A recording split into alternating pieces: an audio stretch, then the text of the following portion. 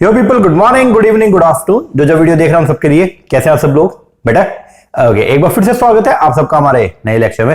Guys, आज की class में हम लोग जो है वो करने वाले हैं हमारा पेपर नंबर 2, जो कॉमर्स का पेपर नंबर 2 है। उसके अंदर जो फर्स्ट यूनिट है, that is international business and business environment. तो उसके प्रीवियस ईयर के अंदर, मतलब 2021 के अंदर जो क्वेश्चंस आए थे, तो उनको आज की क्लास में हम लोग जो है वो डिस्कस करने वाले हैं। टोटल मिला के अगर हम बात करते हैं इसमें, तो इसके अंदर जो है वो लगभग 31 क्वेश्चन और 29 क्वेश्चन जो है वो इसके अंदर आए थे अपने आईबी से, और 2 इसके पैराग्राफ आए थे। तो पैराग्राफ की एक सेपरेट वीडियो मैं बना के दूंगा आपको कि किस तरीके से रीडिंग कॉम्प्रिहेंशन को आपको जो है वो एग्जाम के अंदर अटेम्प्ट करना होता है, तो वो हम देखेंगे। लेकिन अभी के लिए ये है कि जो आपके 2021 के अंदर पेपर हुए थे, ठीक है, तो कॉमर्स का 3 पेपर हुए थे।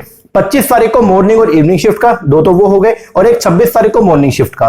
तो 3 पेपर के अंदर, ये जो 3 पेपर हो गए, इन तीनों पेपर के अंदर जो है हमने सॉर्टिंग किया। मतलब जो 300 क्वेश्चन थे, उन 300 क्वेश्चन आपके 10 यूनिट में से कहां से कितने कितने क्वेश्चन ऐसे, वो हमने सारा सॉर्टिंग कर लिया। और सॉर्टिंग करने के बाद में जो है अब हम लोग जो है वो क्या करेंगे, एक एक यूनिट के हर एक क्वेश्चन को जो है वो क्या करेंगे, डिस्कस करेंगे। और आपको ये जान के एकदम हैरानी होगी जब आप ये क्वेश्चन कर लेना, जिन्होंने मेरे से भी कोचिंग ले रखी है, आप ये कहेंगे कि एकदम हलवा क्वेश्चन आए हैं।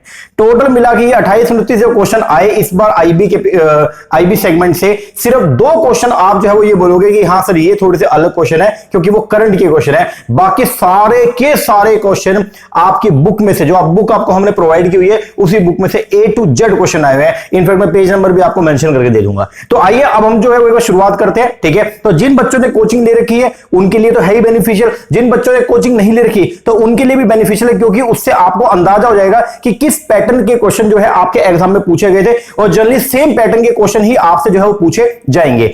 एक बात मैं आपको आज क्लियर कर दूं, क्वेश्चंस करवाने का मेन मोटिव जो है वो सिर्फ ये होता है आप लोगों को पैटर्न समझाना।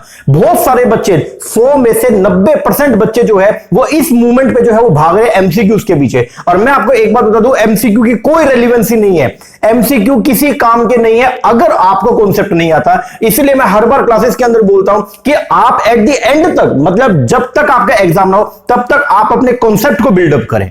मतलब यह है कि अगर सिलेबस आपको कुछ पढ़नी है उसको पूरा करने के ऊपर फोकस करें, ना कि एमसीक्यू पे। एमसीक्यू का तब आप कर पाओगे जब आपको कॉन्सेप्चुअल क्लैरिटी है। अगर कॉन्सेप्ट ही आपके क्लियर नहीं है तो एमसीक्यू का क्या कर लोगे आप, ठीक है ना।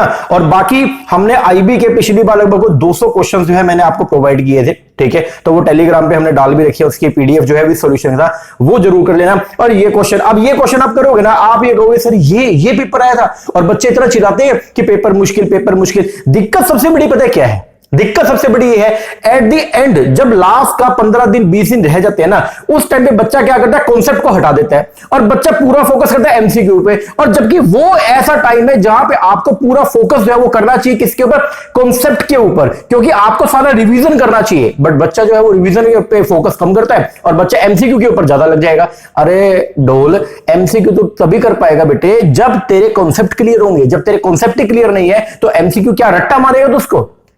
ये जो क्वेश्चन आगे क्या ये दोबारा सेम आ जाएंगे, या कोई भी, अगर मैंने आपको 200 क्वेश्चन अगर आपको मैंने करवाया आईबी का, तो क्या उनमें से क्वेश्चन उठ के आ जाएंगे? करवाने का मतलब जो है वो सिर्फ ये होता है कि आपको स्ट्रक्चर समझाना, क्वेश्चन को अटेम्प्ट कैसे करना है वो बताना। बट अटेम्प्ट तो आप अपनी कॉन्सेप्चुअल क्लैरिटी की बेस पर कर पाओगे।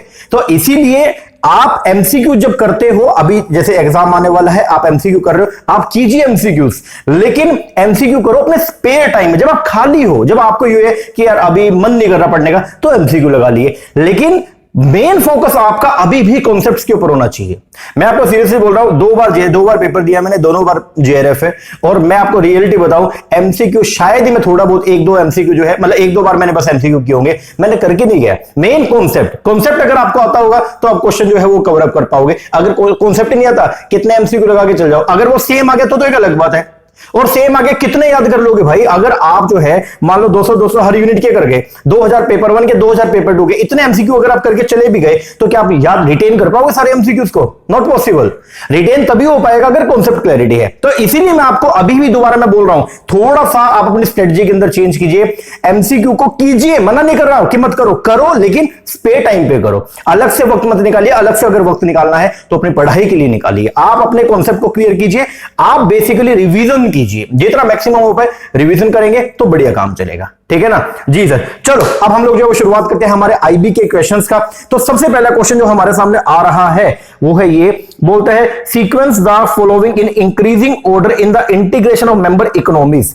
तो बोलता है इंटीग्रेशन का क्वेश्चन है अपना जो आईबी की बुक है उसमें चैप्टर नंबर 6 की अगर मैं बात करता हूं तो चैप्टर नंबर 6 है अपना किसका, रीजनल इकोनॉमिक इंटीग्रेशन का। तो उसके अंदर जो है स्टार्टिंग में ही आपको मैंने डिग्री बता रही है 6 डिग्री आपकी शुरुआत कैसे होती है। सबसे पहले जो है वो हमारा होता है क्या, पीटीए। ये देखो जी मैंने यहां पे लिखा भी है वैसे आपके लिए कि रीजनल इकोनॉमिक इंटीग्रेशन डिग्री में सबसे पहले आती है आपका क्या, पीटीए। पीटीए का मतलब जो है वो क्या है, प्रेफरेंशियल ट्रेड एग्रीमेंट। इसके अंदर हम क्या करते हैं, मेंबर कंट्री जब आपस में ट्रेड करती है तो अपने ऊपर लगने वाले या एक दूसरे पे लगाने वाले बैरियर्स को रिड्यूस करती है। उसके बाद अगली डिग्री जो है वो आती है क्या, एफटीए, फ्री ट्रेड एरिया, जिसके अंदर हम लोग जो है वो क्या करते हैं, मेंबर कंट्री जब आपस में ट्रेड करेगी तो एक दूसरे पे लगाने वाले बैरियर्स को रिमूव कर देगी। फिर आएगा कस्टम यूनियन, जिसके अंदर मेंबर कंट्री जब आपस में ट्रेड करेगी तो एक दूसरे पे लगाने वाले बैरियर्स को तो रिमूव करेगी, प्लस में कॉमन फॉरेन ट्रेड पॉलिसी, याद है कॉमन एक्सटर्नल पॉलिसी, और एक्सटर्नल पॉलिसी मतलब फॉरेन ट्रेड पॉलिसी का क्या रहेगा, कॉमन रहेगा। फिर इसके बाद में आया कॉमन मार्केट, इसके अंदर ऊपर वाली तो दोनों कंडीशन कौन कौन सा, remove the trade barrier plus common external policy, plus में एक एडिशनल फीचर और आ जाएगा क्या, फ्री फ्लो होगा किसका, फैक्टर ऑफ प्रोडक्शन का, मतलब लेबर हो गया या कैपिटल, आप इजीली जो है वो एक नेशन से दूसरे नेशन में जा सकते हो विदाउट एनी बैरियर। इसका और एडवांस वर्जन जो इंटीग्रेशन का था वो कौन सा था, वो था आपका economic union, EU economic union. और इसके अंदर बेसिकली हम क्या करते हैं कि आपका रिमूव करेंगे ट्रेड बैरियर्स को, plus common external policy, plus free flow factor production, plus common currency, plus common monetary and आपका फिस्कल पॉलिसी, वो भी क्या हो जाएगा, कॉमन हो जाएगा। और इसके बाद में जो है वो आएगा लास्ट जो है वो है पॉलिटिकल यूनियन, जिसके अंदर ऊपर वाले सारे फीचर और प्लस में कॉमन पॉलिटिकल अपैरेटस या फिर कॉमन गवर्नमेंट हो जाए, तो इसको बोलते हैं ये लास्ट सबसे एक्सट्रीम लेवल का जो इंटीग्रेशन है वो है कौन सा, पॉलिटिकल यूनियन। अब ये बोलता है यहां क्वेश्चन देखो एक बार कोई क्या है, कितना हलवा क्वेश्चन है आपका। बोलता है सीक्वेंस करो following in increasing order of the integration. Increasing order का मतलब क्या है कि बढ़ते क्रम के अंदर। तो सबसे कम जो है वो कहां पे सर, सबसे कम अगर बात करेंगे तो वो है आपका कहां पे, आपका पीटीए। तो सबसे पहले नंबर पे जो आया क्या, पीटीए डी। पीटीए के बाद में जो है वो अगला क्या आएगा, एफटीए ए। ये एफटीए के बाद में जो है वो अगला जो है वो क्या आएगा आपका, कस्टम यूनियन सी। उसके बाद में जो है वो क्या आएगा आपका, कस्टम यूनियन के बाद में जो है कॉमन मार्केट ई, और उसके बाद में जो है वो आएगा क्या आपका इकोनॉमिक यूनियन बी। तो आंसर जो बनेगा वो क्या, D A C E B, that is the third, क्या थर्ड। तो फर्स्ट का जो आंसर है वो क्या है, थर्ड। बताओ क्या था इस क्वेश्चन में, कुछ भी नहीं। अब ये क्वेश्चन अगर कोई बच्चा करके चला गया, मान लो किसी बच्चे को कॉन्सेप्ट अगर क्लैरिटी है तो वो तो इजीली सोल्व आउट कर लेगा। लेकिन अगर मान लो आप में से अगर कोई बच्चा सिर्फ क्वेश्चन पढ़ के जा रहा है, कॉन्सेप्ट नहीं पढ़ के गया, सिर्फ क्वेश्चन पढ़ के गया, एग्जाम में रिटेन नहीं रह पाएगा भाई, क्योंकि 6 डिग्री है 5 दी हुई है, एक आधी अगर स्किप करेगी तो फिर मारे जाओगे आप। तो इसीलिए concept clarity is the must thing, ठीक है ना जी सर। तो ये हो गया अपना पहला क्वेश्चन। अब आइए दूसरे क्वेश्चन के ऊपर। तो सेकंड क्वेश्चन जो है वो क्या बोलता है, आइए सेकंड क्वेश्चन आ गया जी। बोलता है सेकंड क्वेश्चन, बोलता है कॉर्पोरेट सोशल रिस्पांसिबिलिटी, जो सीएसआर की बात कर रहा है, बोलता है कॉर्पोरेट सोशल रिस्पांसिबिलिटी एक कंटिन्यूइंग कमिटमेंट है किसके द्वारा, बिजनेस के द्वारा, to behave ethically and contribute to. तो बोलता है कॉर्पोरेट सोशल रिस्पांसिबिलिटी के अंदर पहले ये बताओ, कॉर्पोरेट सोशल रिस्पांसिबिलिटी का मतलब क्या है सर, कंपनी की सोसाइटी के प्रति रिस्पांसिबिलिटी है। वाई, क्योंकि कंपनी जो है वो कहां से मटेरियल ले रही है, सोसाइटी से। कंपनी सामान बना के किसको बेच रही है, सोसाइटी को। तो कंपनी की सोसाइटी के प्रति जो है वो अपनी क्या है, कुछ रिस्पांसिबिलिटीज है, ठीक है। तो हमने अपना मैनेजमेंट के अंदर ये पढ़ा भी था, और सीएसआर जो है वो अपनी आईबी में भी है। तो दो जगह पे सीएसआर का टॉपिक है, एक है आपका आईबी में इंडस्ट्रियल बिजनेस में चैप्टर नंबर 8 में करवा रखा है, और एक है आपका किसके अंदर, मैनेजमेंट में, जो मैनेजमेंट की चैप्टर नंबर 6 है आपका, जो यूनिट नंबर 6 में चैप्टर नंबर 6 जो है वो उसके अंदर ये है टॉपिक। अब वहां पे हमने पढ़ा था कि हर कंपनी की जो है अपनी सोसाइटी के प्रति जो है वो क्या है, रिस्पांसिबिलिटी है। सोसाइटी में कौन कौन आएगा, कंपनी की अपने एम्प्लॉयज के प्रति रिस्पांसिबिलिटी है, कंपनी के अपने शेयर होल्डर के प्रति रिस्पांसिबिलिटी है, कंपनी की सोसाइटी एज ए होल के प्रति रिस्पांसिबिलिटी है, कंपनी के गवर्नमेंट के प्रति रिस्पांसिबिलिटी है। तो अभी इसमें क्या आएगा, तो बोलते हैं सीएसआर जो है वो क्या है, एक कंटिन्यू कमिटमेंट है किसका, बिजनेस का, कि वो क्या बिहेव करेगा कैसे, एथिकली। जब भी आप बिजनेस को चलाएंगे तो एथिकली आप बिहेव करेंगे, एंड कंट्रीब्यूट, और कंट्रीब्यूट करेंगे। और आपका जो कंट्रीब्यूशन रहेगा किस किस में रहेगा, आपका कंट्रीब्यूशन रहेगा political awareness, security, return and inclusion. क्या पॉलिटिकल अवेयरनेस के ऊपर काम करते हो, नो सर, इसका तो कोई लेना देना नहीं है। दूसरा पब्लिक हेल्थ, बिल्कुल सही बात है, पब्लिक हेल्थ, एजुकेशन, लिटरेसी, जो भी कंपनी कॉर्पोरेट गवर्नेंस बेसिकली जो है वो सोशल रिस्पॉन्सिबिलिटी निभाती है, तो वो क्या करती है, वो कुछ खर्चा जो है वो करती है किस पे, एजुकेशन लिटरेसी पे भी आएगा। इसके बाद बोलता है maintain ecological balances and protecting environment, बिल्कुल सही बात है, एनवायरनमेंट को प्रोटेक्ट करके चलना ये भी आपका सीएसआर की रिस्पॉन्सिबिलिटी में आता है। Yes. Gender diversity profiteering, gender diversity करेंगे, प्रॉफिटरिंग एंड मार्केट कंट्रोलिंग, क्या आप जो है वो मार्केट को कंट्रोल करोगे? नहीं सर, ऐसा नहीं है। And rendering, sponsoring and donating to social and charitable activity, बिल्कुल सही बात है। तो आंसर जो आएगा वो क्या आएगा, B, C and D. B, C, D का मतलब जो है वो क्या हो गया, B, C and E, sorry, option number second. ये देखो, ये आपका सेकंड क्वेश्चन हो गया, इसका ऑप्शन 2 है। इसके बाद थर्ड क्वेश्चन जो है वो क्या बोलता है, बोलता है which of the following institution are include the world bank group, इनमें से कौन सा इंस्टीट्यूशन वर्ल्ड बैंक ग्रुप के अंदर आता है? देखो जी, अब वर्ल्ड बैंक ग्रुप हम लोगों ने पढ़ा था चैप्टर नंबर 3 हमारी आईबी की बुक में, और आईबी की बुक में चैप्टर नंबर 3 के अंदर आपको जो है मैंने सबसे पहले कराया था आपको क्या, आईएमएफ, फिर करवाया आपको मैंने क्या, वर्ल्ड बैंक। और जब मैंने आपको आईएमएफ करवाया चैप्टर नंबर 4 में, सॉरी, तो उसके अंदर मैंने आपको बताया था आईएमएफ के अंदर कि आईएमएफ के में हम लोग जो है आईएमएफ क्यों बनाया, तो 1944 के अंदर ब्रिटेन वुड कॉन्फ्रेंस हुआ, उस कॉन्फ्रेंस का रिजल्ट ये निकल के आया कि हमने डिसाइड किया कि हम 2 इंस्टीट्यूशन को सेटअप करेंगे, और 27 दिसंबर 1945 को हम लोगों ने जो है 2 बॉडी को सेटअप कर दिया, और वो 2 बॉडी का नाम क्या था, एक था आईबीआरडी और एक था क्या था, आईएमएफ। फिर आईबीआरडी के साथ में आईडीए एक जो है वो आर्म और जोड़ा गया, तो आईबीआरडी और आईडीए दोनों मिलकर क्या बनता है, वर्ल्ड बैंक। और अगर आईबीआरडी और आईडीए में 3 एक्स्ट्रा इंस्टीट्यूशन को और जोड़ दो, कौन कौन सा, एक क्या जी आपका आईएफसी, एक है मिगा और एक है आईसीएसआईडी, तो वो मिलकर जो है वो बन जाएंगे क्या, आपके वर्ल्ड बैंक ग्रुप। तो बोलते हैं इनमें से कौन सा इंस्टीट्यूशन जो है वो आता है वर्ल्ड बैंक ग्रुप में, तो पहले बताओ, आईएफसी आता है, IMF no sir, WTO no sir, MIGA yes, and IDA yes. तो आंसर जो बनेगा वो क्या बनेगा, A D E, A D E is a 4th answer. अब आओ एक बार के लिए मैं आपको दिखा दूं, ये कुछ थोड़ा सा लिखा, आईबीआरडी और आईडीए दोनों जो है इनको बोलते हैं हम लोग क्या, वर्ल्ड बैंक। अगर पेपर में दोबारा आ गया आईबीआरडी प्लस आईडीए तो क्या बोलोगे उसको, वर्ल्ड बैंक। और अगर आईबीआरडी और आईडीए के अंदर अगर मैं आईएफसी और मिगा और आईसीएसआईडी तीनों को जोड़ दूं तो वे बनेगा वर्ल्ड बैंक ग्रुप, और वर्ल्ड बैंक ग्रुप में टोटल मिला के 5 इंस्टीट्यूशन जो है वो इंक्लूड होते हैं। और मैंने ये आईसीएसआईडी को ब्लैक में लिखा, व्हाई, क्योंकि India is not the member of the ICSID, India is a member of the IBRD, India is a founding member of IDA, India is a founding member of IFC, India is a member of the MIGA, but India जो है वो आईसीएसआईडी का जो है member नहीं है, industrial dispute वाला जो है उसका मेंबर नहीं है। तो ये बात आप ध्यान रखिएगा।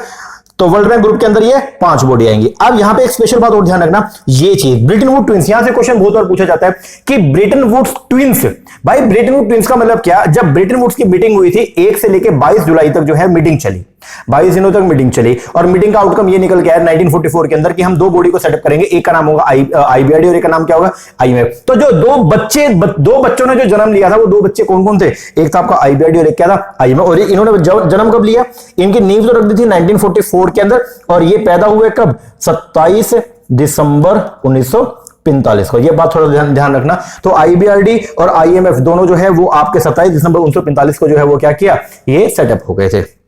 तो इनको बोलते हैं ब्रिटेन वुड्स ट्विंस। चलो जी नेक्स्ट क्वेश्चन, सीवीडी कितनी बार करवाया भाई ये, CVD is a countervailing duty are ऑफर impose on import to offset the impact of, CVD को हम क्या करते हैं, सीवीडी और ऑफन इंपोर्ट, सीवीडी को लगाया जाता है किसके ऊपर, इंपोर्ट पे, ऑफसेट करने के लिए किसके इंपैक्ट को। देखो जी आप लोगों को जब मैंने चैप्टर नंबर 1 करवाया तो उसके अंदर आप लोगों को मैंने बताया था बैरियर्स के बारे में, और वहां पे हमने पढ़ा था बैरियर बहुत सारे होते हैं, एक होता टैरिफ, एक कौन सा, नॉन टैरिफ। फिर टैरिफ बैरियर के अंदर आप लोगों को जो है मैंने करवाया, उसमें हमने कई सारे बैरियर पढ़े, और वहां पे एक आपका जो है टाइप था वो था कौन सा, प्रोटेक्टिव। तो प्रोटेक्टिव टैरिफ के नाम पे भी या प्रोटेक्टिव ड्यूटी के नाम पे हमारे पास में 2 तरह की आती है, एक आते हैं सीवीडी और एक है कौन सा, एंटी डंपिंग।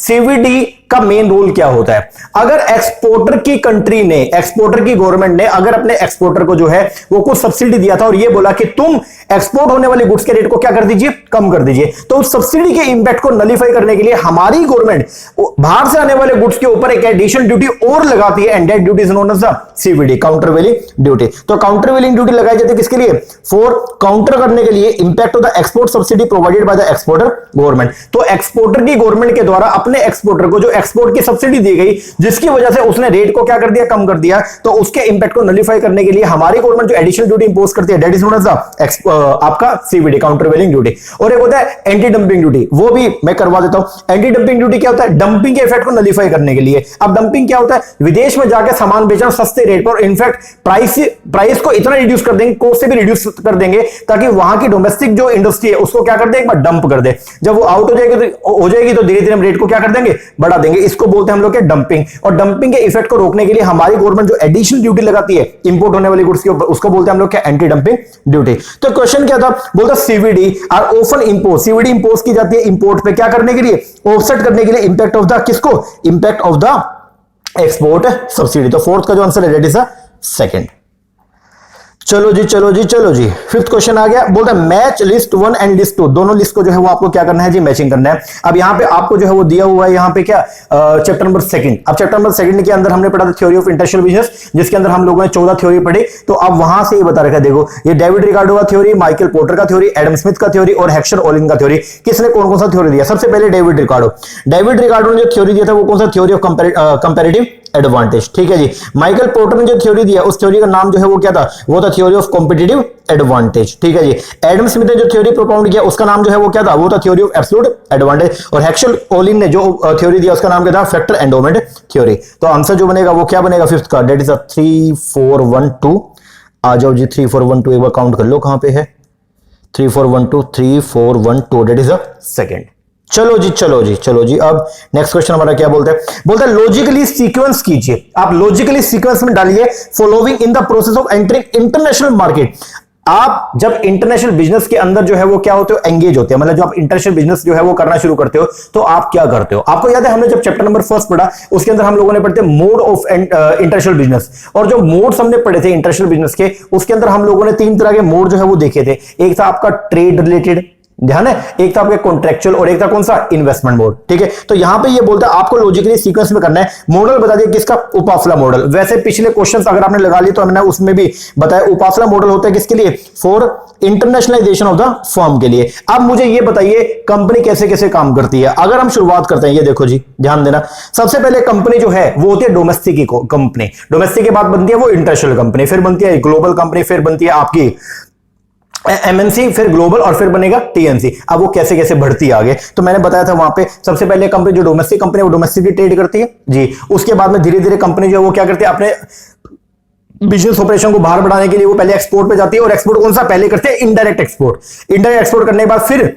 मतलब वो एक्सपोर्ट इंटरमीडिएट की मदद लेती है। जब उसका काम अच्छा चलता है फिर वो क्या करे, डायरेक्टली एक्सपोर्ट करती है। डायरेक्टली एक्सपोर्ट करने के बाद फिर वो क्या करती है, फिर उसके बाद में कंपनी जो है वो अपना एक सेल सब्सिडरी जो है वो क्या करती है, बना लेती है। और लास्ट में जो है कंपनी क्या करेगी, एफडीआई जो है वो क्या करती है, जब कंपनी को लगता है कि बाहर हमारा अच्छा काम चल जाएगा तो कंपनी फॉरेन जाके प्रोडक्शन करना भी क्या करती है, स्टार्ट करती है। तो this is the process of internationalisation of the firm. अब ये क्वेश्चन आया, बोलता है लॉजिकली सीक्वेंस के अंदर कीजिए कैसे कैसे काम चलता है। तो सबसे पहले जो है वो क्या होगा, सबसे पहले होगा डोमेस्टिक ऑपरेशन एंड प्रोडक्शन, बोले तो डी। इसके बाद में जो है वो क्या होगा, इसके बाद में होता है क्या, स्पोरेडिक या एडहॉक बेसिस पे आप एक्सपोर्ट करते हो, बोले तो जिसको बोलते हैं हम लोग क्या, इन डायरेक्ट, मतलब किसी की मदद लेकर के हम लोग जो है वो क्या करते हैं, एक्सपोर्ट करते हैं, दैट इज द ए। इसके बाद में जो है फिर हम लोग जो है वो क्या करते हैं, एक्सपोर्ट करते हैं वाया द इंडिपेंडेंट रिप्रेजेंटेटिव, खुद से एक्सपोर्ट करेंगे, दैट इज द ई। इसके बाद में हम लोग जो है वो क्या करेंगे, डोमेस्टिक ऑपरेशन करेंगे और प्रोडक्शन करना स्टार्ट कर देंगे। ये क्या है, सॉरी, इसके बाद में जो है वो क्या है, एस्टेब्लिश करेंगे अपना फॉरेन सेल्स सब्सिडरी, बोल दो सी। और लास्ट में हम लोग जो है जब अपने को लगेगा कि फॉरेन मार्केट बहुत ज्यादा अट्रैक्टिव और हमारा काम वहां पे बहुत अच्छा चल रहा है तो हम वहां पे जाके एफडीए लगा देंगे, that is a foreign production and manufacturing, बोल दो बी। तो आंसर क्या है, DAECB। अब DAECB है आपका थर्ड।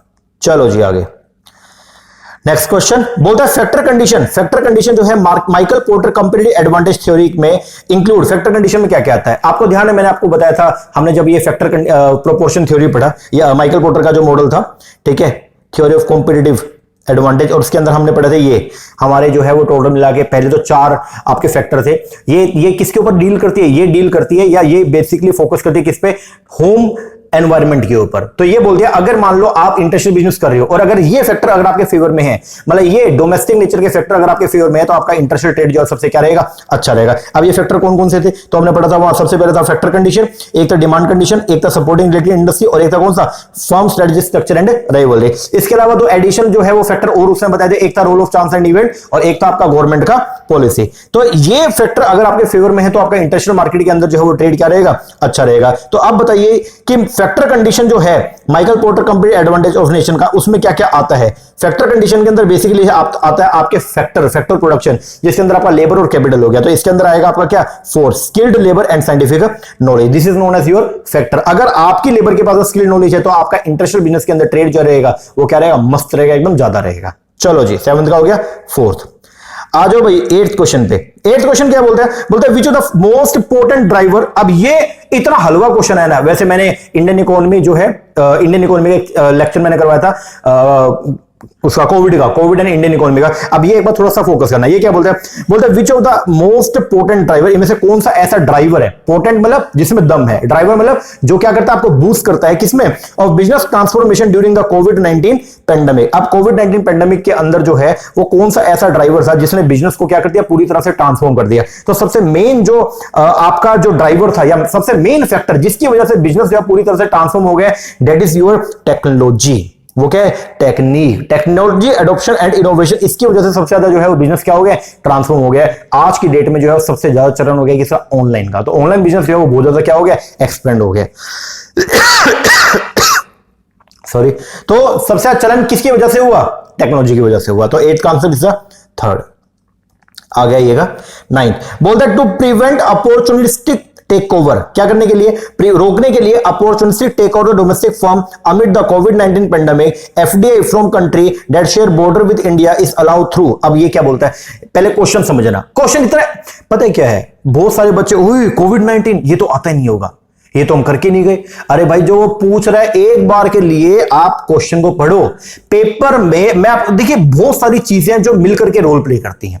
जब आप पेपर में बैठते हैं ना, सबसे पहले आपका माइंड सेट, दूसरा बच्चा अक्सर पता है क्या करता है, बच्चा क्वेश्चन बाद में पढ़ेगा, पहले ऑप्शन देखता है कि ऑप्शन कैसे हैं।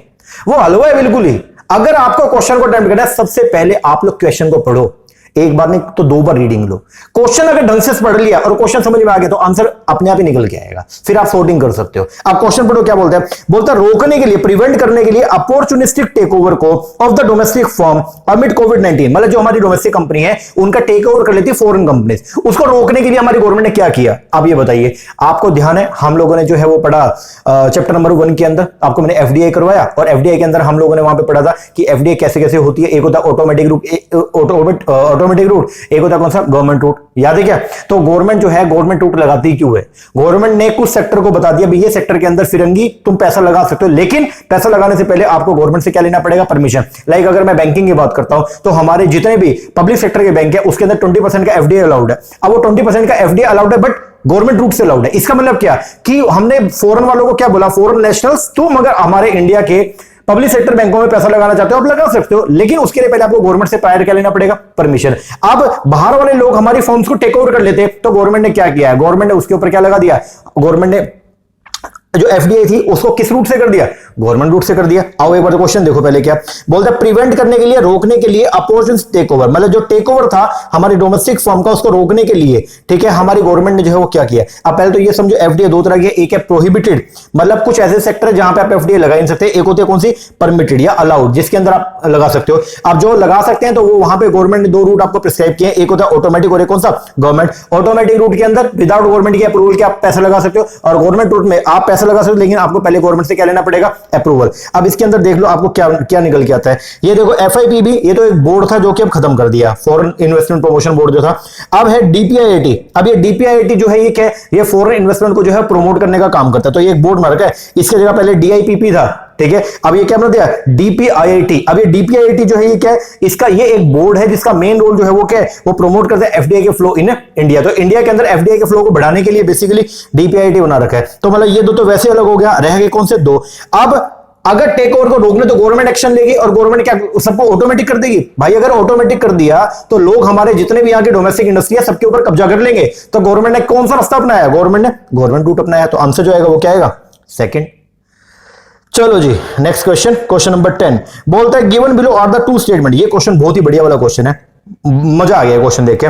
बोलता है दो स्टेटमेंट आपको यहां पे जो है दी हुई है, एक है जी आपका असर्शन और एक है आपका रीजनिंग। अब आपको जो है बताना इनके बेस पर आपको ये बताना कौन सी असर्शन सही है या रीजनिंग सही है। पहले ये अगर दोनों सही है तो बताइए क्या दोनों एक दूसरे को एक्सप्लेन कर रही है, मतलब जो रीजनिंग है क्या वो असर्शन को एक्सप्लेन कर रही है, नहीं कर रही है। जब कभी भी असर्शन रीजनिंग का क्वेश्चन आ जाए तो आपको अटेम्प्ट कैसे करना है, सबसे पहले आप भूल जाओ सब कुछ। सबसे पहले आप असर्शन जो है, असर्शन हो चाहे रीजनिंग हो, दोनों को बोलते हैं स्टेटमेंट। ये दोनों क्या होती है, स्टेटमेंट होती है। तो सबसे पहले आप पहली स्टेटमेंट पढ़ो और सिर्फ ये देखो कि क्या वो स्टेटमेंट बात सही बोल रही है गलत बोल रही है। अगर वो सही बोल रही है फिर आगे बढ़ो, फिर आप पढ़ो अपना कौन सा रीजनिंग। रीजनिंग को असर्शन से लिंक मत करो, पहले रीजनिंग को आप पहले अकेला क्वेश्चन वो स्टेटमेंट को पढ़ो, रीजनिंग के अंदर जो स्टेटमेंट है उसको पढ़ो और ये देखो कि क्या रीजनिंग में जो बात लिखी गई है वो बात सही है या नहीं है। अगर वो सही है फिर ये देखो कि क्या वो ऊपर वाली चीज को जस्टिफाई कर रही है या नहीं कर रही है। ये होता है फॉर्मेट। बच्चा क्या करता है, बच्चा पहले असर्शन थोड़ा सा ऊपर ऊपर से देखेगा फिर वो रीजनिंग पढ़ेगा और फिर ये भूल जाएगा कि रीजनिंग सही है या गलत है। वो बस ये देखा रीजन को लिंक करेगा असर्शन के साथ में और क्वेश्चन गलत हो जाएगा। तो जब कभी भी असर्शन रीजनिंग का क्वेश्चन आता है तो आपका सबसे पहली आपकी ड्यूटी बनती है, आप असर्शन और रीजनिंग दोनों एक अलग अलग इंडिविजुअल स्टेटमेंट्स हैं, आप दोनों स्टेटमेंट को पहले पढ़ो, आप देखो कि दोनों स्टेटमेंट क्या बोल रही हैं और अगर वो दोनों में सही लिखा हुआ फिर आप देखो कि रीजनिंग में जो बात लिखी हुई है क्या वो एक्चुअल मीनिंग है किसका, असर्शन का, क्या असर्शन का जो लॉजिक है क्या वो रीजनिंग है या नहीं है। इस तरीके से जैसे क्वेश्चन देखो, अब ये क्वेश्चन आपको घुमाएगा, अब क्वेश्चन देखो क्या बोलता है।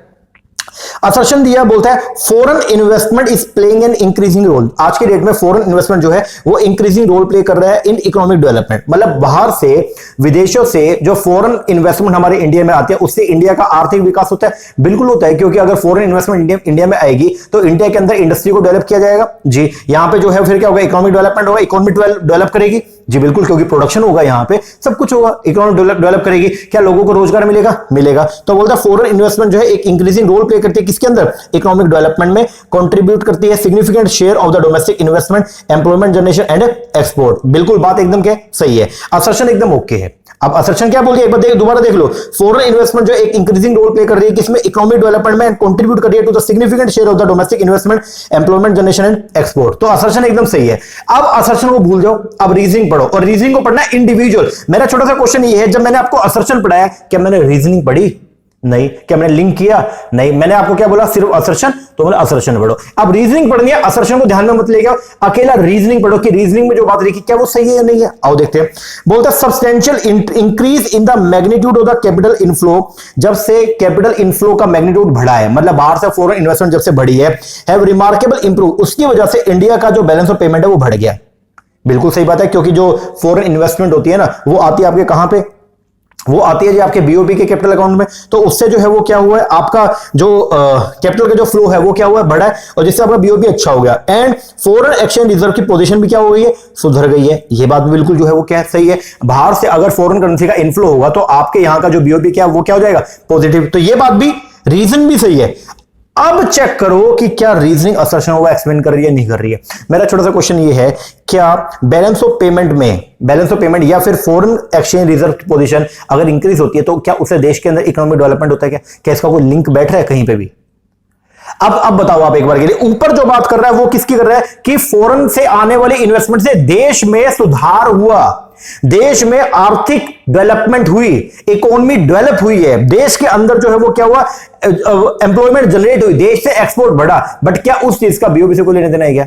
नहीं। और बच्चा यहां पे जो है जो कनेक्शन करेगा ना वो ऊपर देखा, ऊपर भी एफडीआई नीचे भी कैपिटल की बात कर रहा है, लॉजिक हो गया। और वो क्या करेगा, दोनों स्टेटमेंट तो सही है और जो रीजनिंग है वो करेक्टली असर्शन को एक्सप्लेन भी कर रही है, जबकि एक्चुअल के अंदर ऐसा नहीं है। दोनों के अंदर बातें सही बोली गई है लेकिन दोनों बातों का आपस में कोई भी ज्यादा लिंकेज नहीं है। तो ये क्या बोलते हैं, दोनों बातें सही है। आंसर जो बनेगा वो क्या, असर्शन और रीजनिंग दोनों सही है। एंड रीजनिंग जो है वो असर्शन को एक्सप्लेन करेक्टली नहीं कर रही है। तो आंसर जो है वो क्या बनेगा, सेकंड। बोथ ए और आर करेक्ट है and R is not the correct explanation of the A. I repeat, दोनों जब कभी भी असर्शन रीजनिंग का क्वेश्चन आता है तो दोनों स्टेटमेंट को आपको इंडिविजुअल लेवल के ऊपर पढ़ना है और आपको जो है वहां पे देखना है कि दोनों बातें सही है नहीं है। अगर ये लगता है कि दोनों बातें सही हैं तो फिर आपका क्वेश्चन आगे बढ़ेगा क्या कि क्या सेकंड जो स्टेटमेंट है वो फर्स्ट वाली को करेक्टली एक्सप्लेन कर रही है या नहीं कर रही है। ठीक है ना। चलो अगला क्वेश्चन आ जाओ जी। अगला क्वेश्चन है क्वेश्चन नंबर 11, बोलता है आइडेंटिफाई करो principle of the WTO policy framework from the following under the WTO। तो बोलता है WTO के प्रिंसिपल, याद है आपको, हमने चैप्टर नंबर 3 के अंदर WTO के प्रिंसिपल पढ़े, पहले 5 प्रिंसिपल थे और 4 फिर अलग से और करवाए। तो उसमें कौन कौन सा, रेसिप्रोसिटी होता है। रेसिप्रोसिटी क्या बोलता है, अगर किसी ने आपके लिए आपने ट्रेड वैल्यू को रिड्यूस किया देन योर रिस्पांसिबिलिटी, आप इसके लिए रिड्यूस करोगे। यस। बेनिफैक्टरी रेसिलिएंट होता है क्या, नो सर। नॉन डिस्क्रिमिनेटरी, बिल्कुल, अगर फॉरेन वाला प्रोडक्ट एक बार अगर आपके डोमेस्टिक कंट्री के अंदर एंटर हो गया तो आप उसके साथ कोई भी पक्षपात नहीं करोगे। Binding and enforceable commitment, yes, जो भी कमिटमेंट होगा वो कैसा होगा, बाइंडिंग होगा। मतलब अगर आपने ये प्रॉमिस कर दिया कि हम जो है ड्यूटी जो है वो अगर 70% तो 70% उसके ऊपर फिर बाइंड करोगे, आप बेफालतू के ड्यूटी को इंक्रीज नहीं करोगे। और लास्ट है प्रोटेक्टिव एंड बेनिवोलेंट, नहीं, ऐसा प्रोटेक्टिव तो हम बिल्कुल भी नहीं होते, हम बल्कि लीनियंट होते हैं और सारे वेरिएंट्स को हटाते हैं। तो आंसर जो बनेगा 11th का वो क्या बनेगा, ACOD, ACD is the third. चलो जी 11th के बाद 12th क्या बोलता है which of the following entity have recently negotiate to replace a NAFTA. कितना हलवा क्वेश्चन है। चैप्टर नंबर 6 के अंदर हमने आपको नाफ्टा पढ़ाया और नाफ्टा को जो है हमने पढ़ा था पहले 1984 के अंदर ये डेवलप किया। उसके बाद में फिर जो है वो यूएस के अंदर आपको याद है पिछले जो अब तो जो बाइडेन है और उससे पहले जो है वो कौन थे, डोनाल्ड ट्रंप। और उसने आते ही जो है वो क्या किया, बोलता है भाई देखो मैक्सिको की वजह से हमें बहुत ज्यादा नुकसान हो रहा है, तो हम लोग जो है वो क्या करेंगे, नाफ्टा को हटाएंगे। नाफ्टा तीन कंट्री का एक इकोनॉमिक इंटीग्रेशन था। कौन कौन सी, यूएसए और मैक्सिको और यूके आपका कनाडा। तो इन्होंने क्या किया, अब तीनों ने मिलकर जो है वो क्या कर दिया, अब उन्होंने ये बोला कि नाफ्टा को हम क्या करें, रिप्लेस करें, उसकी जगह पे क्या लेंगे, यूएसएमसीए। तो आंसर जो है वो क्या, 12th का सेकंड। चलो जी 12th के बाद 13 FDI in India manufacturing has largely been. India के अंदर जो एफडीआई आ रही है मैन्युफैक्चरिंग सेक्टर में, वो सबसे ज्यादा जो है वो क्यों आ रही है, वो आ रही है इंडिया में क्या करने के लिए, इंडिया में लोग पैसा लगा रहे हैं क्या करने के लिए, इंडिया में यूनिट को सेटअप कर रहे हैं, इंडिया में अपने सामान को बेचने के लिए। मतलब जो इंडिया में एफडीआई आ रहा है वो बेसिकली किसके लिए आ रहा है, मार्केट सीकिंग के लिए आ रहा है। तो आंसर जो आएगा वो क्या, थर्ड। आगे मैच द फॉलोइंग, हाँ जी ये आपका बेसिकली जो है वो वर्ल्ड बैंक की कुछ बॉडी बता दिया। तो सबसे पहले इंटरनेशनल फाइनेंस कॉर्पोरेशन, आईएफसी जो है वो कब बनाया था, 1956 के अंदर बना। फिर आईडीए इंटरनेशनल डेवलपमेंट अथॉरिटी, ये कब बना, 1960 के अंदर बना। फिर वर्ल्ड इंटेलेक्चुअल प्रॉपर्टी ऑर्गेनाइजेशन, ये कब बनी आपका, विप्पो, याद है क्या, विप्पो आपको मैंने करवाया था अपने लीगल एस्पेक्ट के अंदर, तो ये 1967 बना। और एक है IBRD international bank for reconstruction development, ये 1944 में। अब ये मत बोलना सर 45 में बना, भाई को 44 दे रखा है ना, तो एक ही ऑप्शन बचा। तो 44 के अंदर जो है वो आईबीआरडी का क्या किया गया, मीटिंग हो गया तो और डिसाइड हो गया कि आईबीआरडी को बनाएंगे। हाँ एक्चुअल में डेवलप जो है वो कब किया, 27 दिसंबर 1945 को किया। तो ये आपका मैचिंग हो गया। तो 14 का जो आंसर बनेगा दैट इज द फोर्थ। खत्म। चलो अब एक बात, छोटी सी बात आपको मैं बताना चाहूंगा, ये आप देखो एक बार इसको, आपने देखा आईएफसी, आपने देखा आईडी और आपने देखा ये आईबीआरडी, ठीक है। अब ना मेरा एक छोटा सा क्वेश्चन है, इसमें एक टॉपिक डाल दिया ये विप्पो का, ठीक है। बहुत सारे लोग पता क्या बोलते हैं कि आप 70% सिलेबस कर जाओ, इतना ही बहुत है, आप 80 कर जाओ इतना बहुत है, आप 50 कर जाओ इतना बहुत है, अच्छे से कर जाओ, ये कर जाओ। और मैं हमेशा ये बोलता हूं भाई 100 करके जाओ। अब ये विप्पो जो है ना, ये आपके आईपीआर का है, इंटेलेक्चुअल प्रॉपर्टी राइट्स, जो हम लोगों ने जो टॉपिक पढ़ा था कहां पे, अपने लीगल एस्पेक्ट में। अगर कोई बच्चा जो आईपीआर छोड़ के चला गया तो उसका ये क्वेश्चन खराब हो जाएगा, उसको पता नहीं है। और अगर मान लो वो तीनों उसको डेट सारी याद है, फिर तो कोई दिक्कत नहीं। अगर उसको वो इस चीज में अगर लटक गया, मान लो एक डेट और भूल गया इनमें से कोई भी, वो बच्चा फिर लटक जाएगा, क्योंकि उसको 2 डेट याद है, 2 डेट याद नहीं है, फिर कॉम्बिनेशन बनाते रह जाएगा। इसीलिए 100% सिलेबस करके जाना जरूरी है, क्योंकि आजकल पेपर के अंदर जो क्वेश्चन आते हैं, ऐसा नहीं है कि एक ही टॉपिक को ही पूछते हैं, एक ही क्वेश्चन में कई बार 2-3 स्टेटमेंट दे देंगे और एक से ज्यादा टॉपिक को पूछा जाएगा। तो अगर कोई ऐसा टॉपिक है जो आप छोड़ के चले गए, वो आपको आएगा नहीं, तो पूरी स्टेटमेंट खराब और आपका पूरा क्वेश्चन भी क्या हो जाएगा, खराब। That's why if you need 100% result then go for the 100%। ये बात ध्यान रखना, ठीक है ना। हल्का पढ़ जाओ चाहे थोड़ा सा, लेकिन पढ़ के जरूर जाओ। एक बार अपनी आंखों के से जो है निकाल के उसको जाओ, ताकि एग्जाम के अंदर अगर मान लो बाई चांस कुछ चीज ऐसी आ भी गई, पढ़ रखी होगी, तो कहीं ना कहीं कनेक्ट तो कर पाओगे जी। चलो आंसर इसका 4th है, आगे बढ़ो। नेक्स्ट क्वेश्चन बोलता है ओकेजनल सेल, हमने पढ़ा था आपको याद है, डंपिंग के मैंने टाइप बताए थे। तो बोलता है occasional sale of the commodity at a lower price. कई बार हम ना ओकेजनली क्या करते हो, सेल करते हो अपनी कमोडिटी का लोअर प्राइस पे, इन ऑर्डर टू अनरोल करने के लिए unforeseen and temporary surplus of the commodity without reducing the domestic price. मतलब डोमेस्टिक प्राइस को तो रिड्यूस नहीं करते, और एडिशनल आपके पास सरप्लस पड़ा था सामान का, उसको फॉरेन के अंदर बेचने के लिए आप क्या करते हो, एक बार रेट को कम कर देते हो। तो ऐसी डंपिंग को जो है हम लोग क्या बोलते हैं, उसको बोलते हैं स्पोरेडिक डंपिंग। 4th। आगे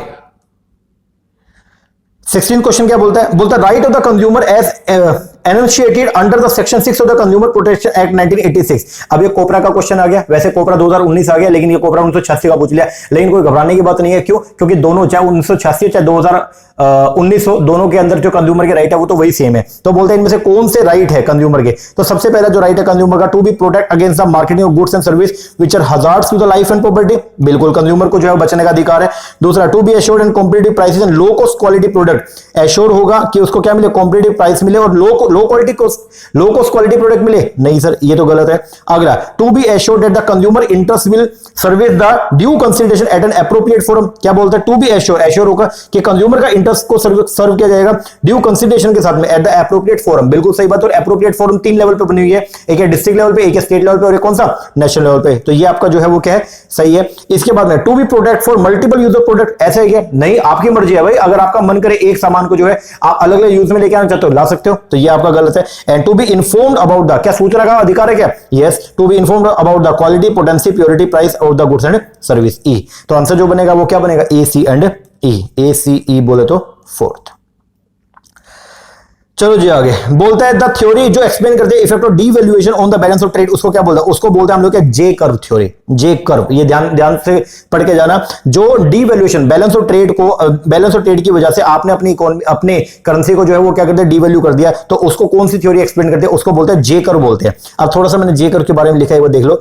जे कर्व एक इकोनॉमिक थ्योरी है जो बताती है ट्रेड डेफिसिट के बारे में with initially worsen after currency depreciation. The nominal trade deficit initially grow करेगा after devaluation as a price of the export rise before quantity can adjust. तो ये क्या बोलते हैं? जे कर्व थ्योरी ये बोलती है कि स्टार्टिंग में जब आप डीवैल्यू करोगे ना तो आपकी करेंसी बहुत ज्यादा अमाउंट से जो है वो क्या हो जाएगी? डीवैल्यू होगी, और उसके बाद धीरे धीरे वक्त के हिसाब से क्या होगी? बढ़ेगी। तो ये देखो डीवैल्यूएशन जो है वो किया गया। तो स्टार्टिंग में जब आप अपनी करेंसी को, ये आपका नॉर्मल रेट चल रहा और आपने उसको डीवैल्यू कर लिया, तो जब आप डीवैल्यू करोगे तो आपकी करेंसी और भी ज्यादा रेट से क्या हो जाएगी? डीवैल्यू हो जाएगी। ठीक है ना? लेकिन धीरे धीरे बाद में क्या करेगी? सर्वाइव करेगी। तो इसको जो है एक्सप्लेन करने के लिए जो थ्योरी है उसको बोलते हैं हम लोग क्या? J curve theory. तो अगर आपका बैलेंस ऑफ ट्रेड जो है वो क्या हो गया? वो हो गया जी आपका डेफिसिट में चला गया और आप उसको सुधारना चाहते हो, तो आप अपनी करेंसी को क्या करते हो? डीवैल्यू करते हो। उसके पीछे का रीजन ये है कि आप अपने एक्सपोर्ट को बढ़ाना चाहते हो। तो जब आप अपनी करेंसी को डीवैल्यू करोगे ना, तो जितने अमाउंट से आप डीवैल्यू करोगे, कई बार ऐसा होगा उससे ज्यादा से आपकी करेंसी डीवैल्यू हो जाएगी। ठीक है ना? क्योंकि आपने अगर अपनी करेंसी को सस्ता कर दिया तो लोग क्या करेंगे? आपकी करेंसी को जो है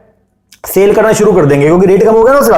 और अगर सेल करेंगे तो जब सप्लाई बढ़ जाएगी ना करेंसी का और भी ज्यादा, तो उसके रेट और भी क्या हो जाएंगे? कम हो जाएंगे। चलो जी अगला question, arrange the following country in the ascending order of their contribution WTO budget. WTO का जो बजट बना उसके अंदर किस किस कंट्री ने जो है वो कितना कितना कंट्रीब्यूशन किया। तो 2020 का डेटा था। खैर अब हमारे लिए काम का जो है वो है 2021 का। तो 2021 का डेटा मैंने यहां पे लिख दिया। 2021 के अंदर डब्ल्यूटीओ मेंबर ने जो कंट्रीब्यूट किया है कंसोलिडेटेड बजट के अंदर, वो कितना कितना है। तो ये ध्यान रखना, सबसे टॉप के ऊपर जो है सबसे ज्यादा कंट्रीब्यूशन जो है वो इस बार किसने किया? यूएस ने। यूएस ने सबसे ज्यादा कंट्रीब्यूशन किया। यूएस के बाद में जो कंट्रीब्यूशन है वो है चाइना का। चाइना के बाद में है जर्मनी। जर्मनी के बाद में जो है वो कंट्रीब्यूशन है आपका जापान का। और लास्ट में कौन सा है? यूके। और पिछली बार यूके का सबसे ज्यादा था, लेकिन इस बार जो है वो इसका क्या है? कम है। तो ये बात आपको जो है वो 2020 का जो है वो ध्यान करके जाना है। 2020 के अंदर डब्ल्यूटीओ जो बजट बनाता है उसके अंदर सबसे ज्यादा कंट्रीब्यूशन जो है वो किसने किया? वो किया जी आपके यूएस ने। परसेंटेज क्या है वो आपको मैंने बता दिया। यहाँ पे इंडिया का 2 पॉइंट समथिंग है। ठीक है ना? तो खैर छोड़ो उस चीज को एक बार, तो ये थोड़ा सा ध्यान रखना। ठीक है, चलो आगे बढ़ते हैं। अगला question, which of the following country और territory is not the member of WTO. इनमें से कौन सा डब्ल्यूटीओ का मेंबर नहीं है? चाइना है, रशिया है, ताइवान है, ईरान। ईरान जो है डब्ल्यूटीओ का मेंबर नहीं है। अभी डब्ल्यूटीओ के टोटल मिला के जो है वो कितने? 164 मेंबर कंट्री है। ठीक है ना? और जो आखिरी 164th बना था वो कौन सा था? इराक बना था। ठीक है ना? तो ये बात थोड़ा सा ध्यान रखना। तो ईरान इसका मेंबर कंट्री नहीं है। तो आंसर जो है 19th का, दैट इज अ थर्ड। आ गया। अब आ गया जी क्वेश्चन आपका रीजनल इकोनॉमिक इंटीग्रेशन के अंदर आपका जो ईयू है, यूरोपियन यूनियन, वहां से क्वेश्चन पूछा गया। बोलता है collapse of the eastern Europe. Eastern Europe का जो कोलैप्स है वो कब हुआ? सर ईस्टर्न यूरोप का कोलैप्स है वो हुआ था 1989 में। और यूएसएसआर का जो कोलैप्स है वो कब हुआ? 1991 में। Leads to emergence of the transitory economics. हालांकि डब्ल्यूटी जो मैंने आपको कराया था वहां पे आपको मैंने बताया था first world country, second world country, उसके अंदर वो सब, तो वहां से क्वेश्चन जनरली पूछा गया। चलो जी आगे नेक्स्ट क्वेश्चन, मैचिंग करना जी आपको। ब्रिटेन वुड्स कॉन्फ्रेंस कब हुई थी? ये हुई जी आपकी 1944 में। गैट कब बना? गैट जो है वो एस्टेब्लिश किया गया था कब? 1948 में। 47 में एग्रीमेंट होता, 48 में काम करना शुरू कर दिया। मल्टीफाइबर एग्रीमेंट जो हुआ था 1974 में। और डब्ल्यूटीओ को रिप्लेस कर दिया गैट ने। गैट को रिप्लेस कर दिया डब्ल्यूटीओ ने कब? 1995। तो आंसर जो बनेगा वो बनेगा 3124, दैट इज द सेकंड। चलो चलो चलो, Bretton Woods resolution led to the formation. Bretton Woods की वजह से जो है वो किन किन बॉडी का एस्टेब्लिशमेंट किया गया? 2 बॉडी थी, एक थी आपकी आईएमएफ और एक थी आपकी कौन सी? आईबीआरडी। देखो इसमें है गैट नहीं हुआ था, आईएमएफ हुआ था, अंकटाड नहीं, डब्ल्यूटीओ नहीं। तो आंसर जो बनेगा वो क्या? सेकंड। चलो जी आगे 23rd बोलता resource seeking FDI move to the country where. Resource seeking FDI, resource seeking क्या, जब आप बाहर किसी नेशन में पैसा लगाते हो तो किस चीज के लिए, वहां से रिसोर्सेज को गेन करने के लिए। तो बोलता है रिसोर्स सीकिंग एफडीआई जो है वो किस कंट्री के अंदर होती है। रिसोर्स सीकिंग एफडीआई जनरली उस कंट्री में की जाती है जहां पे रिसोर्सेज सबसे सस्ते हैं। इसका मतलब जहां पे रॉ मटेरियल और मैन पावर जो है वो किसी अबंडेंस अमाउंट के अंदर हो, जहां पे वो सबसे ज्यादा होंगे, तो वहां पे जनरली हम लोग जो है वो क्या करेंगे, रिसोर्स को गेटअप, वहां के रिसोर्सेज को गेन करने के लिए हम वहां पे एफडीआई को क्या करते हैं, इंपोर्ट लगाने का काम करते हैं। तो 23 का आंसर क्या, थर्ड। चलो 24 बोलते the term current account transaction is defined as a transaction. Current account में वो ट्रांजैक्शन होती है other than capital account transaction and without prejudice to the generality of the foregoing such transaction include. तो बोलता है current account transaction में कौन कौन सी ट्रांजैक्शन आती है ये बताना आपको। ओवरसीज डायरेक्ट इन्वेस्टमेंट ये किसमें आती है सर, ये तो कैपिटल अकाउंट ट्रांजैक्शन है। Payment due as interest on loan, payment due as interest on loan and net income from investment, ये आपकी जो है वो करंट अकाउंट की ट्रांजैक्शन है, क्योंकि ये है आपकी फैक्टर इनकम, ये आएगा। दूसरा remittance for living expense of parents spouse and children, तो ये भी आपके रेमिटेंस जो भेजते हैं, ये भी आपकी जो है वो कहां की है सर, ये भी हमारे करंट अकाउंट की ट्रांजैक्शन है। और लास्ट है बोरोविंग और lending in the foreign exchange and the, तो लोन जो है वो किसकी है, कैपिटल अकाउंट ट्रांजैक्शन है, ये इसके अंदर इंक्लूड नहीं होगा। तो आंसर जो बनेगा वो क्या बनेगा, बी एंड सी। हालांकि मैंने इसके बारे में थोड़ा लिखा भी है, देख लेगा। बीओपी के अंदर हम जो है वो 3 तरह के अकाउंट बनाते हैं, एक होता है आपका करंट अकाउंट, एक है आपका कैपिटल और एक होता है statistical discrepancy account. Current account जो है उसके 2 पार्ट होते हैं, एक होता है विजिबल, एक है इनविजिबल। विजिबल के अंदर आएगा मर्केंडाइज का एक्सपोर्ट इंपोर्ट, और इनविजिबल में 3 आइटम आएगी। पहला सर्विस का इंपोर्ट, सर्विस का एक्सपोर्ट, एक आएगा फैक्टर पेमेंट और एक आएगा क्या यूनिलेटरल ट्रांसफर। और कैपिटल अकाउंट के अंदर जो ट्रांजेक्शन आएगी उसमें कौन कौन आएगा, प्राइवेट कैपिटल आती है, banking capital and the official capital. तो ये बात थोड़ा ध्यान रखना। चलो जी नेक्स्ट क्वेश्चन आगे। Arrange the following level of economic integration from least integration to the most integration. दोबारा फिर वही क्वेश्चन आया कि लीस्ट से मोस्ट पे जाना है, सबसे कम इंटीग्रेशन सबसे ज्यादा पे जाना है। तो आपको मैंने बता रखा है पहले, सबसे पहले होता था आपका पीटीए, वो क्वेश्चन में दे नहीं लगा। उसके बाद एफटीए, एफटीए के बाद सीयू कस्टम यूनियन, फिर कॉमन मार्केट, फिर इकोनॉमिक यूनियन और फिर पॉलिटिकल। तो आंसर जो बनेगा 25 का सीक्वेंसिंग जो बनेगा वो क्या बनेगा, सेकंड। सबसे पहले आएगा बी के बाद आएगा कस्टम यूनियन ए, फिर आएगा जी पॉलिटिकल कॉमन मार्केट डी, इसके बाद में आएगा जी आपका इकोनॉमिक यूनियन सी, और उसके बाद में आएगा जी आपका पॉलिटिकल यूनियन ई। तो आंसर क्या बनेगा, बी ए डी सी ई। चलो जी आगे। बोला मोड ऑफ जॉइंट वेंचर, ध्यान से पढ़ना, ये क्वेश्चन बहुत बढ़िया वाला है। बोलता है the mode of joint venturing का एक ऐसा मोड, जॉइंट वेंचर का एक ऐसा मोड इंटरनेशनल बिजनेस के अंदर जो अलाउ करता है एक कंपनी को कि वो कंडक्ट करेगी बिजनेस इन अनदर कंट्री में, ऐसी कंट्री में बिजनेस को कंडक्ट करना है जहां के लोग डिस्करेज करते हैं फॉरेन ओनरशिप को, जहां के लोग बोलते हैं कि फॉरेन ओनरशिप नहीं हम लेंगे। इसका मतलब आप किसी ऐसी कंट्री में जाके काम करना चाहते हो जहां की जो गवर्नमेंट है वो ये कहती है कि हम बाहर वालों को हमारे यहां पे एंट्री नहीं देंगे, मतलब बाहर वालों के हम यहां पे इन्वेस्टमेंट जो है वो क्रिएट नहीं करने देंगे। तो आप किस मोड से जाएंगे, आप ये बताइए। पहला कॉन्ट्रैक्ट मैन्युफैक्चरिंग, ये मोड है, ये तो प्राइमा फेसी दिख रहा है, नहीं। International franchising, sir international franchising में अगर बात करते हैं तो वहां पे क्या होता है, फ्रेंचाइजर जो होता है ना, जो लाइसेंस देगा वो बेसिकली क्या करता है, दूसरे कंट्री में जाकर के अपनी यूनिट का एस्टेब्लिश भी, मतलब ऐसे कुछ एसेट्स के लिए पैसा भी देता है, तो उसमें फंडिंग तो उसकी भी लगती है। तो ये भी नहीं है। जॉइंट ओनरशिप, जॉइंट ओनरशिप के अंदर क्या होता है सर, जॉइंट ओनरशिप के अंदर दोनों मिलके पैसा लगाते हैं, और जबकि गवर्नमेंट कैसी है जो डिस्करेज करिए फॉरेन ओनरशिप को, ना तो जॉइंट बेसिस पे ना इंडिविजुअल बेसिस पे। तो ये भी नहीं। एक है लाइसेंसिंग, लाइसेंसिंग में आप पैसा देते हो या लाइसेंस देते हो ओनली, क्वेश्चन है छोटा सा। लाइसेंसिंग के अंदर आप क्या देते हो सर, ओनली लाइसेंस देते हो सामान को बनाने के लिए। ओनरशिप किसकी रहती है सर, जो होस्ट नेशन के अंदर बंदा बैठा है उसी की ओनरशिप रहती है, हमारी उसके अंदर ओनरशिप नहीं होती, हमको तो उसके बदले में रॉयल्टी मिलता रहता है। तो आंसर जो बनेगा इसका वो क्या बनेगा, फोर्थ। बहुत बच्चे जो है बोलेंगे सर इंटरनेशनल फ्रेंचाइजी भी तो हो सकता है, भाई इंटरनेशनल फ्रेंचाइजिंग नहीं होगा। वाई, फ्रेंचाइजी के अंदर आपको यह भी बताया जाता है आपको बिजनेस यूनिट को एस्टेब्लिश कैसे करना है। जैसे अभी मैं अपनी बात करता हूं, मैं हिसार में हूं और मैंने केएफसी को, हमारे यहाँ पे केएफसी नहीं है तो मैंने केएफसी के लिए अप्लाई किया, तो वो बोले आप हमको जो है वो 70 लाख रुपीज दीजिए। 3 मॉडल थे उनके पास में, 40 लाख का, 70 लाख का, 1 करोड़ का। अब वो बोले आप हमको 70 लाख रुपीज दीजिए, जगह आपकी होनी चाहिए, रेंट हम पे करेंगे। जगह आपकी हो, रेंट हम पे करेंगे। या दूसरा ऑप्शन ये, अगर जगह आपकी है, मान लीजिए अगर आप परचेज करें तो परचेज प्राइस हम आपको दे देंगे, उसका अपॉर्चुनिटी हम काटते रहेंगे। अब रेंट अगर वो मुझे पे कर रहे हैं, मान लीजिए यहां का रेंट वो पे करेंगे और अंदर यूनिट को वो एस्टेब्लिश करवाएंगे, मशीन वो देंगे, फॉर्मूला वो देंगे, जो बन आते हैं वो बन भी वो प्रोवाइड करेंगे, मेरा मार्जिन 20% का रहेगा। तो क्या इसके अंदर मैकडी उसका क्या बोलते हैं, केएफसी का जो इन्वेस्टमेंट है वो है या नहीं है, मुझे ये बता दीजिए। बिल्कुल है। और जबकि आपकी गवर्नमेंट कैसी है जो डिस्करेज करिए किसको, फॉरेन ओनरशिप को, दैट्स व्हाई फ्रेंचाइजी इसका ऑप्शन नहीं है। आंसर जो आएगा वो क्या आएगा, लाइसेंसिंग आएगा। खैर, तो 26 का हो गया फोर्थ। आओ जी नेक्स्ट क्वेश्चन 27। क्या बोलते हैं, द प्रैक्टिस ऑफ डिले, अब ये इतना हलवा क्वेश्चन है, कोई बच्चा इसको प्राइमा फेसी पढ़ेगा ना, कोई 7वीं 8वीं क्लास के बच्चे को बोल दूंगा ना, वो भी कर देगा इसको। खैर क्या है, बोलता प्रैक्टिस है डिले करता है received from the foreign currency designated receivable whose currency are likely to appreciate, जो अपने को लगता है कि फॉरेन फ्यूचर में वो करेंसी बढ़ेगी, एंड डिले करना foreign currency designated payable whose currency are likely to depreciate, उसको क्या बोलते हैं, उसको बोलता है लैगिंग, लैग करना मतलब लेट करना, लैगिंग। और जल्दी अगर करते हैं तो उसको बोलते हैं लीडिंग, ठीक है, ध्यान रखना ये लैगिंग इसका आंसर आएगा। इसके बाद है जी आपका 28, और 28 वो क्या बोलता है arrange the following economic region in increasing order of the FDI inflow as पर द अंकटाड रिपोर्ट। ये क्वेश्चन नया आया था, रिसेंट का क्वेश्चन था, अंकटाड की रिपोर्ट जो आई, अंकटाड रिपोर्ट 2020, इसके अंदर आपको जो है बताना है कि सबसे ज्यादा एफडीआई का जो इन्फ्लो है वो किस रीजन के अंदर हुआ। खैर मैं दोबारा बोल रहा हूं 2020 का, ये तो पुराना डेटा आ गया, अब हमारे लिए रेलिवेंट जो है वो किसका, 2021 का। तो 2021 का जो है मैंने डेटा यहां पे डाला हुआ है, आओ देख लो एक बार, ये देखो जी एफडीआई की जो अंकटाड की जो रिपोर्ट थी उसका जो मेन वो था, जो एफडीआई के ऊपर जो है अंकटाड ने रिपोर्ट दिया, तो United nation conference of trade and development उसने अपनी रिपोर्ट दिया, और रिपोर्ट का जो उसने थीम रखा वो थीम क्या था, इन्वेस्टिंग करेंगे इन द सस्टेनेबल रिकवरी। तो ये बेसिकली उस 2021 की रिपोर्ट है ये, ठीक है ना, ये इसका जो है वो क्या है, थीम है।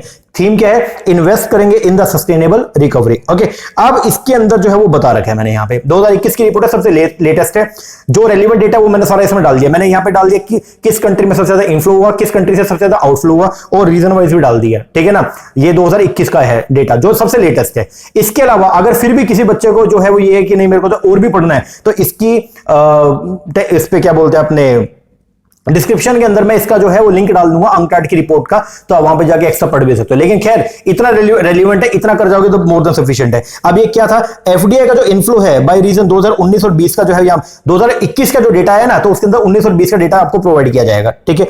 अब ये बता रखा है, पहले ये देख लो एक बार, जो ये डार्क ग्रीन है ये 2020 का, और जो लाइट ग्रीन है वो 2019 का है। तो पहले तो अगर मैं ओवरऑल बात करता ना, तो वर्ल्ड के अंदर एफडीआई जो है वो क्या हुई है, रिड्यूस हुई। 2019 में 1530 बिलियन डॉलर की एफडीआई हुई थी, और जो रिड्यूस होकर 2020 में सिर्फ कितने हुई, 999 जो है बिलियन डॉलर्स की हुई है। तो 35% ओवरऑल जो है वो क्या हुआ, कम हुआ। अब किस में कितना कितना है, तो ये देख लो, डेवलपिंग इकोनॉमीज के अंदर 312 बिलियन डॉलर हुआ है, यूरोप में 73 बिलियन, नॉर्थ अमेरिका में 180 बिलियन, डेवलपिंग इकोनॉमी में 663 बिलियन, अफ्रीका के अंदर 40 बिलियन, लैटिन अमेरिका और कैरिबियन के अंदर 88, एशिया के अंदर जो है 535, और ट्रांजिशन इकोनॉमीज के अंदर कितना हुआ है, 24 बिलियन। और ये जो माइनस करके है, ये है कि पिछले साल के मुकाबले में कितना कम हुआ है, तो ये रिडक्शन आपको जो है वो शो कर रखा है, ठीक है ना। एक एशिया, यहां से क्वेश्चन बन सकता है, एशिया के अंदर जो है वो पिछले साल के मुकाबले में क्या होता, बल्कि बढ़ा था, पहले 516 था, अब 536 हुआ। बाकी आप देखिएगा हर एक के अंदर जो है वो क्या हुआ, रिड्यूस ही हुआ है। ओवरऑल एक तो ये याद कर लेना, ओवरऑल जो है पूरे वर्ल्ड के अंदर एफडीआई का फ्लो जो है वो क्या हुआ,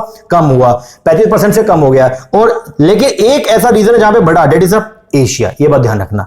इसके बाद मैंने डेटा यहां पे कुछ और भी डाला, एफडीआई का inflow 20 host country. Host country कौन सी होती है, जहां पे सबसे ज्यादा, जहां पे एफडीआई जाती है, तो किस नेशन में सबसे ज्यादा एफडीआई जो है वो गया, तो ये बता रखा है, देखो यूएस के अंदर जो है वो आया सबसे ज्यादा एफडीआई 156 बिलियन डॉलर्स का, फिर उसके बाद में चाइना, फिर हांगकांग, और ये सब आपको बता रखा है, एक बार देख लेना इसको। इसके बाद में अगर बात करेंगे ये FDI outflow top 20 home economies, तो ये बता रखा है, देख लो ये सब है आपका डेटा, ठीक है। इसमें इंडिया का भी नाम है, ये रहा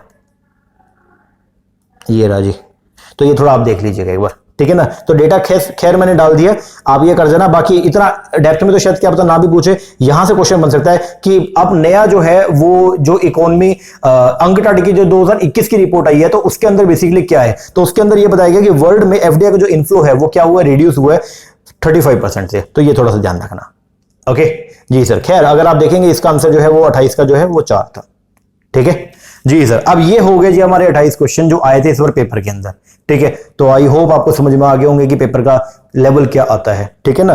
तो मैं दोबारा आपको यही बात बोल रहा हूं कि आप अपना फोकस जो है वो क्वेश्चंस के ऊपर थोड़ा सा कम, कॉन्सेप्ट पे थोड़ा ज्यादा रखिए। क्वेश्चन कीजिए लेकिन मजे के लिए कीजिए, मेन कॉन्सेप्ट को कीजिए, ठीक है ना जी सर। चलो ये हो गया हमारा आईबी के क्वेश्चन, इसको आप कीजिएगा। इसके अलावा अब हम लोग जो है वो करेंगे हमारे पैराग्राफ को। पेपर के अंदर पैराग्राफ भी आते हैं, 2 पैराग्राफ आते हैं, ठीक है ना। तो उनको जो रीडिंग कॉम्प्रिहेंशन है उनको सोल्व कैसे करना है उसको हम करेंगे हमारी नेक्स्ट क्लास के अंदर। क्वेश्चन कैसे लगे कमेंट करके जरूर बताइएगा। कुछ अच्छा लगा, कुछ समझने को मिला, कुछ सीखने को मिला, वो भी अच्छा कमेंट भी कीजिएगा। और साथ में अपने फ्रेंड्स के साथ में जो है वो वीडियो को शेयर जरूर कीजिएगा ताकि इसका बेनिफिट उनको भी मिल सके। ओके, और हम लोग जो है वो ऑनलाइन बैच प्रोवाइड करवाते हैं, पेपर 1 प्लस में पेपर 2 कॉमर्स और मैनेजमेंट कोड 17 वालों के लिए। तो अगर आप इंटरेस्टेड हैं, अगर आप हमारा ऑनलाइन बैच लेना चाहते हैं तो नीचे नंबर है, इस पर कॉल करके या व्हाट्सएप करके आप इंक्वायरी कर सकते हैं। और डेमो के लेक्चर अगर आपको देखने हो, वैसे तो हम यूट्यूब पर डालते हुए रहते हैं, तो ऑलरेडी हमारे चैनल पर जाइए, बहुत सारे लेक्चर हमने डाले भी हुए हैं, तो वहां पे आपको देख के अंदाजा हो जाएगा किस तरीके से हम पढ़ाते हैं। और दूसरा, ये जो हमने पीडीएफ कर लिया, ये जो हमने क्वेश्चंस किए, इसके सोल्ड पीडीएफ मैं अपने टेलीग्राम के ऊपर डाल दूंगा। तो टेलीग्राम चैनल का जो लिंक है वो डिस्क्रिप्शन दिया हुआ है, तो वो आप देख लीजिएगा। ओके, टेलीग्राम को ज्वाइन कर लीजिए, तो वहां पे हम लोग जो है वो इंपॉर्टेंट पीडीएफ जो है वो सारे डालते रहते हैं। ठीक है ना। तो हमने आज एमसीक्यू स्टार्ट किया। सबसे पहले एमसीक्यू हमने किया आईबी का, और आईबी के एमसीक्यू हमने जो किया वो आपको मैंने करवा दिया। अब हम लोग इसके रीडिंग कॉम्प्रिहेंशन वो भी करेंगे, और साथ में आपको कराऊंगा पेपर 1 में डीआई। वो 2 क्लास लगाऊंगा डीआई का, वो क्लास लगा लेना, मैं आपको बोला उसके बाहर कुछ भी नहीं आएगा, 10 नंबर सिक्योर हो जाएंगे आपके। ठीक है ना। तो नेक्स्ट वीडियो के अंदर उसकी हम चर्चा करेंगे। अभी के लिए इतना कीजिए, मिलते हैं नेक्स्ट लेक्चर में, तब तक के लिए थैंक यू वेरी मच।